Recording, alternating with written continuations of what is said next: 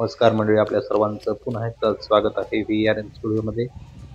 आणि मी आज आपल्या सर्वांना घेऊन आलो आहे लातूरमध्ये. लातूरमधील श्री सिद्धेश्वर आणि रत्नेश्वर मंदिराचं आज आपण दर्शन करणार आहोत.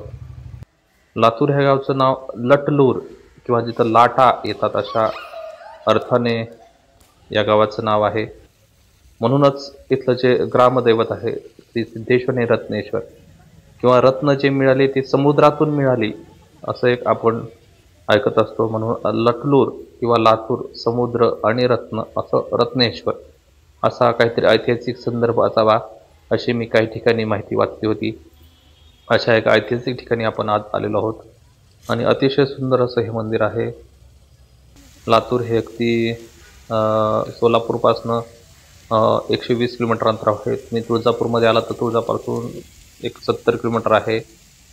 धाराशिवपासून एक 50 ते 60 किलोमीटर आहे. अंबाजोगाईपासून एक 45 किलोमीटर अंतरावर हे लातूर हे गाव आहे. आणि लातूर हे श्री स्वर्गीय विलासरावजी देशमुख यांचं गाव म्हणून ओळखलं. तर हे बघा, ही जी आहे श्री सिद्धेश्वरांचं हे मंदिर आहे. हे ज्योतिर्लिंग आणि ही समाधीचं हे एकूणच आपल्या गाभाऱ्यातलं असं स्वरूप आहे. अतिशय आखीव रेखीव आणि देखणी अशी मूर्ती आहे. हे आपण इथं दर्शन केल्यानंतर मन प्रसन्न होतं आणि आपल्या ज्या निगेटिव्ह एनर्जीज आहेत त्या क्षणात गळून पडतात असे ठिकाण आहे. आणि हे बांधकाम पाहू शकता आपण, सगळं दगडी बांधकाम आहे. मूर्त्या देखील पुरातन अशा मूर्त्या आहेत. म्हणजे ऐतिहासिक दृष्टीने पाहिलं तर अतिशय भव्य असं हे बांधकाम आहे. पाहू शकता, म्हणजे एकदा वाड्याप्रमाणे असणारं हे सारं बांधकाम आहे. अतिशय सुंदर हा सारा परिसर आहे आणि खूप शांत आहे. म्हणजे लातूर मुख्य शहरापासून थोडं बाजूला आहे, म्हणजे 1 ते 1.5 किलोमीटर बाहेर शांत आहे. त्यामुळे सहसा इकडे जास्त गर्दी नसते. निवांतपणे तुम्ही दर्शन घेऊ शकता. हे बघा, हे अमृतलिंग आहे. बघा, अतिशय शांत असं वातावरण आहे. म्हणजे मनाला एक एकाग्रता आणि शांतता निश्चितच येथे आल्यानंतर मिळते. पहा, हे ज्योतिर्लिंग देखील खूप मोठं आहे आणि अतिशय शांत आणि थंड असं वातावरण आहे. कर्पूर गौरम करुणावतारम संसार सारम भुजगेंद्रहारम सदा वसंतम हृदयारविंदे भवम पाणी सहितम नमामि.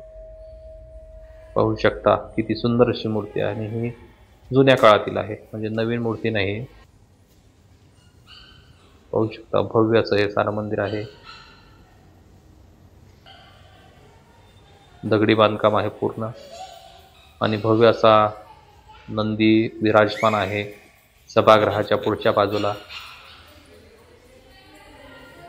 शिवहर शंकर नमामि शंकर शिव शंकर शंभो हे गिरिजापती भवानी शंकर शिव शंकर शंभो.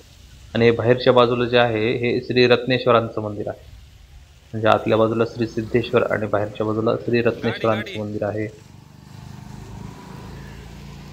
या ठिकाणी आपण सध्या पाहिलं तिथं खूप मोठी यात्रा सुरू आहे. म्हणजे सध्या मार्च महिन्यामध्ये सध्या सुरू आहे.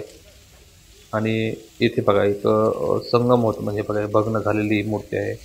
अतिशय म्हणजे खोदकाम केल्यानंतर आपण पाहू शकतो की अतिशय पुरातन अशा कुंड मिळालेली पाहू शकता आपण. जसं तुळजापूरला जसा कुंड आहे तसाच मोठा कुंड आहे.